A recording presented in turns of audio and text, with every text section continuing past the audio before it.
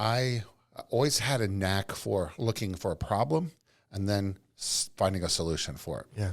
And I grew up in a small town of Decatur, Indiana. Yeah. It was a farming community.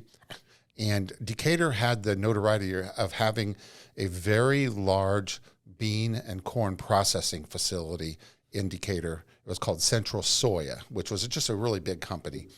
And they were known for their big, what they called bean bowl. And it was a massive, well, and it was massive back then, right?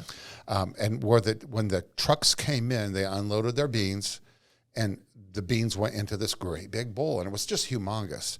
And at harvest time, and usually it was at a time when you don't get to pick when the harvest time comes. You pick when your beans are ready and ripe and such. And so the farmers would harvest their beans, and this was their payday. They would take it to Central Soya, they'd sell their beans, and this is how they made a living for the whole year. Yeah. Well, it was usually at a time in, let's say, October, usually early October. And there are times when early October, there's maybe a week or two when it gets real warm again and such. And it just seemed to be that was always that time of year. And I noticed that through our small town, these old bean trucks would line up through the town, down 5th Street, 4th Street, 3rd Street, 2nd, and then down 1st Street to where Central Soy was. And my home, where I lived and grew up, was only about maybe a half a mile from the facility. Yeah. Decatur wasn't that big to begin with. And so I noticed all these farmers just lined up, and they take their time, and it was a process. But remember, this is how they made their money. This was payday for them. Very important. So I thought to myself, man, these guys must be thirsty. And so what I did was I thought, well, maybe I can sell them some drinks along the way. Someone could have a Kool-Aid stand or whatever. But I thought, I'll have a delivery service. So what I did was the summer before I had this idea, I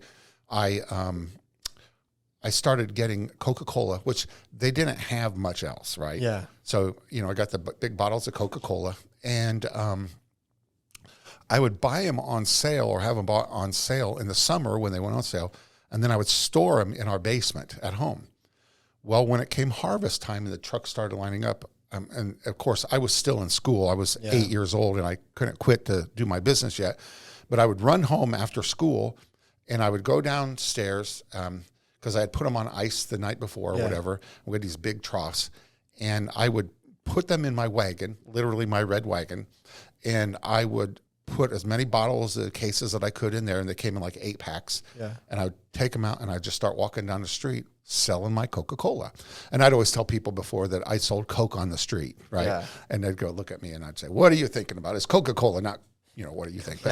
But the idea was I just wanted to serve them where they were. And boy, was it a hit. And I would sell them for $0.25 a bottle. And it was very refreshing. And I would, go as far as I could until I ran out. And then I'd go back and load up more. And I just kept doing that. And so, that's kind of what I did. And I did that until the season ran out. Now, here's the interesting thing. I think of innovation, right? So I knew I was going to be something different because we had to pay a penny a bottle deposit. And I thought, I don't want to lose that. So I asked the farmers just to throw it up to the lawn of the home next to where they were because it wouldn't break in the grass, right? And then as I moved back home or on the way back, I'd pick up the bottles and then I could get that penny deposit. Because see, it's not what you earn, it's what you keep. Yeah. And so I did that. I also learned a lesson about, I had an angel investor through this whole process. Her name was Mom, but she did a really good job, and I love that. The other thing that I've learned about innovation is it's simple. And for me, it was important that, it was in the day when they didn't have like twist tops or the type of thing. You had to use a bottle opener to open these. Well, that was like a key to my business.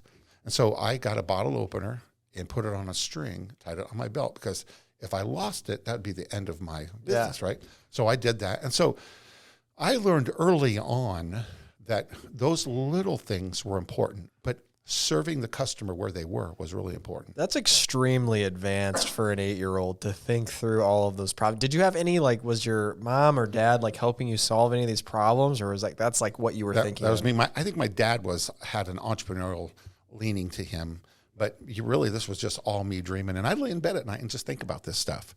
And then I learned a valuable lesson about American entrepreneurship and capitalism. And that is, my first season, I made about $50 profit. That was a lot of Coca-Cola, right? Yeah.